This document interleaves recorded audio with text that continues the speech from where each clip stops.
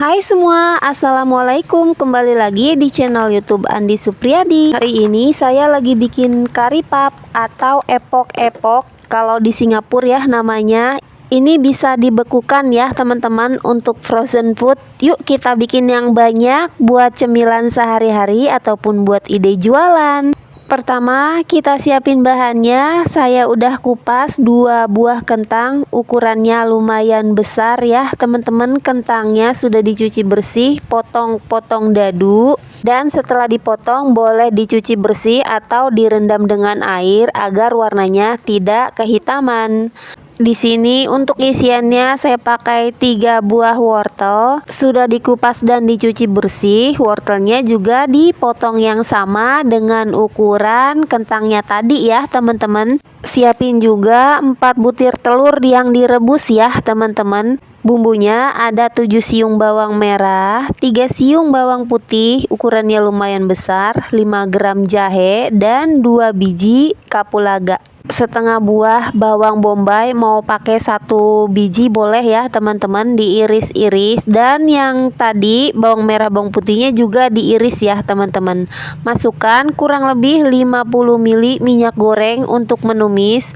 Masukkan kapulaga, bawang merah bawang putih dan jahenya, langsung aja ditumis sampai layu dan harum. Setelah diangkat nanti akan kita haluskan bersama minyaknya ya. Ini kita angkat, kemudian kita tumis bawang bombaynya ini sampai layu dan harum juga ya teman-teman. Minyaknya masih kita pakai dulu buat menumis bawang bombay. Nanti kita ambil untuk menghaluskan bumbu yang tadi udah ditumis duluan ya teman-teman. Oke, ini kita angkat aja. Ini udah cukup ya, nggak usah terlalu kehitaman. Ini udah wangi ya teman-teman. Sekarang kita masukkan kembali bawang merah dan bawang putihnya yang sudah dihaluskan dengan sisa minyak tadi ya teman-teman. Jadi tidak usah menambahkan minyak goreng lagi ya.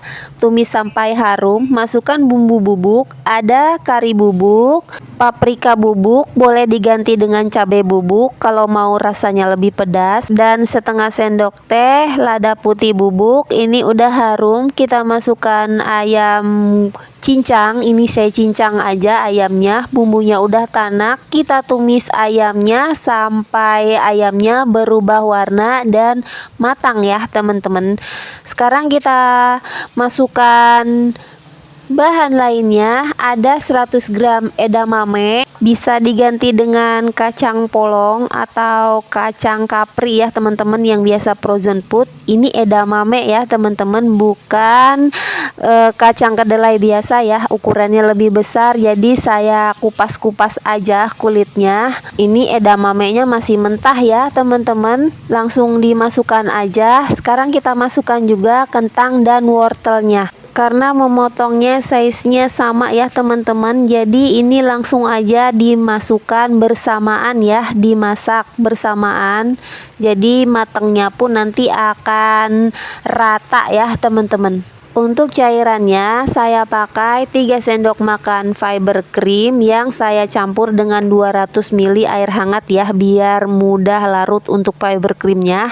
Fiber cream bisa diganti dengan santan ataupun dengan yogurt plain ya teman-teman. Kalau kamu gunakan yogurt, tetap kamu harus menambahkan air ya untuk mematangkan kentang, wortel, dan edamamenya. Ini kita masak sampai airnya kering dan menyusut ya. Jangan lupa bawang bombaynya kita masukkan dulu, dan bumbunya ada garam dan kaldu jamur atau kaldu ayam ya kalau ada.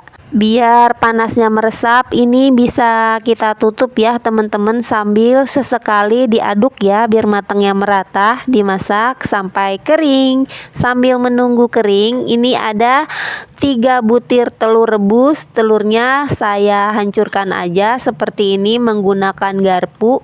Ini butuhnya 4 ya teman-teman. Ini yang saya hancurkan baru 3 ya.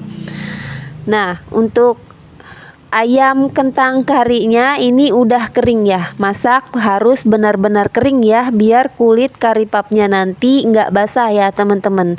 Sekarang kita bikin untuk kulitnya. Ada 500 gram terigu protein sedang, ada garam dan baking soda, Untuk bahan keringnya kita campur terlebih dahulu, langsung aja menggunakan tangan. Saya udah cuci bersih tangan saya ya.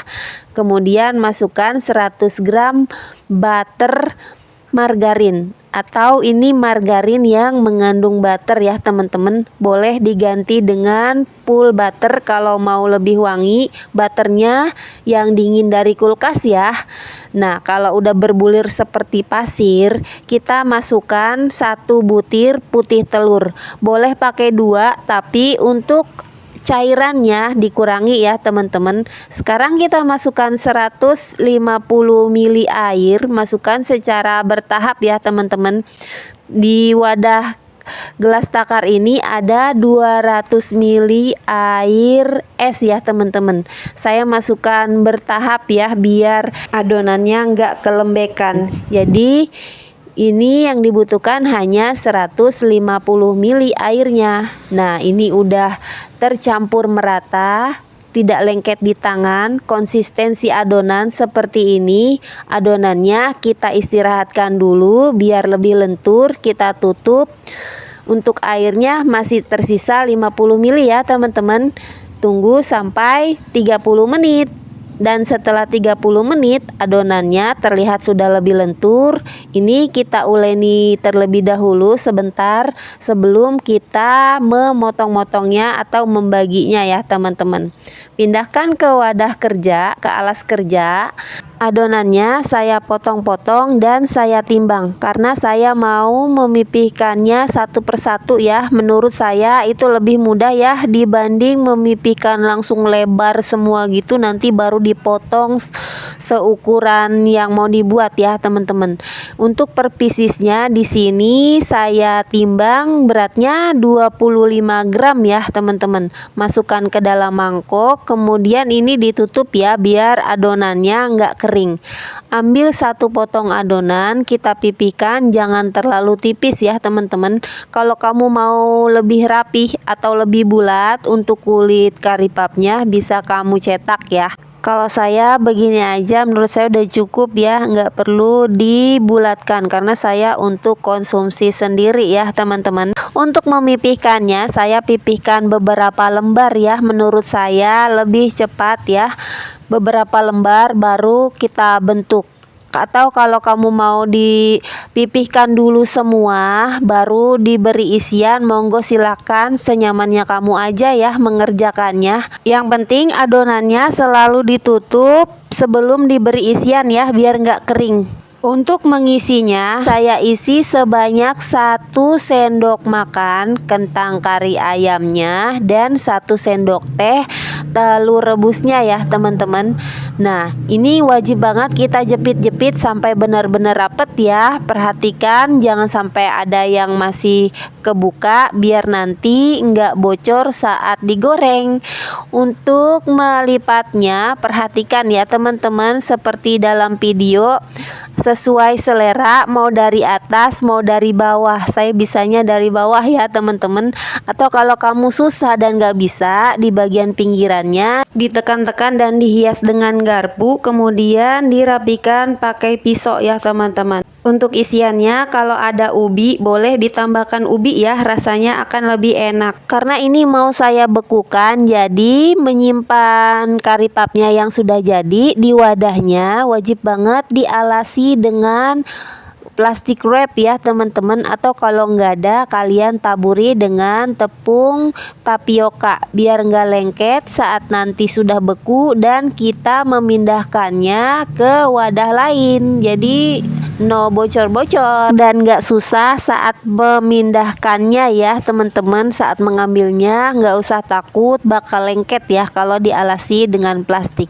Ini udah saya cetak semua, hasilnya jadi 33 pieces. Kalau mau dibekukan langsung seperti ini, masukkan ke dalam freezer ya, tidak perlu ditutupin ya teman-teman. Untuk isian kentang kari ayamnya tersisa sedikit, ini enak dimakan pakai roti tawar ya teman-teman. Untuk telurnya ini habis ya, saya pakai 4 butir telur rebus. Dan ini mau langsung aja saya goreng buat tester ya, buat nyobain.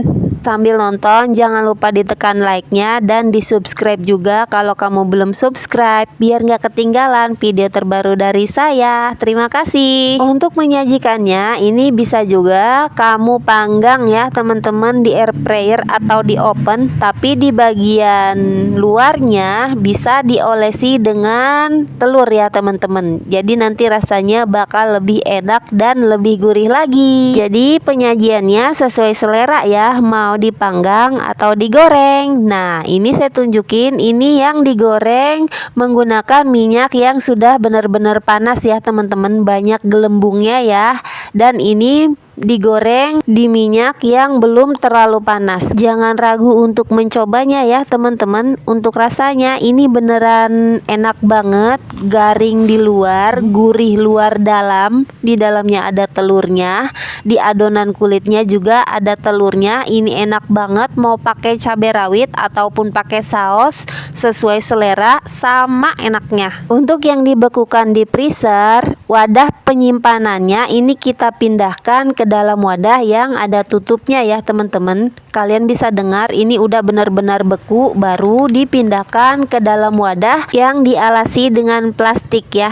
Kalau udah beku begini ditumpuk, insya Allah aman ya, nggak akan lengket. Yang penting saat mau digoreng dikeluarkan dari kulkas, kemudian dijejerin ya teman-teman, jangan ditumpuk. Ini bisa digoreng saat masih beku, gunakan api kecil biar nggak cepet gosong dan dalamnya benar-benar matang. Selamat mencoba, terima kasih sudah menonton. Wassalamualaikum warahmatullahi wabarakatuh. See you on the next video, bye bye.